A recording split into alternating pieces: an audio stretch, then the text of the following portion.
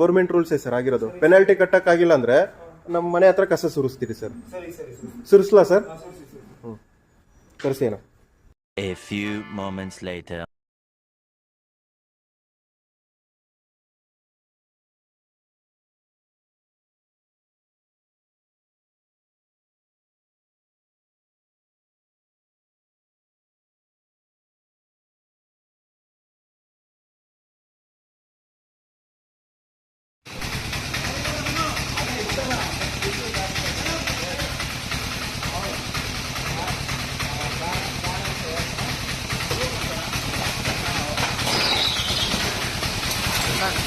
ಹಾಕೋಣ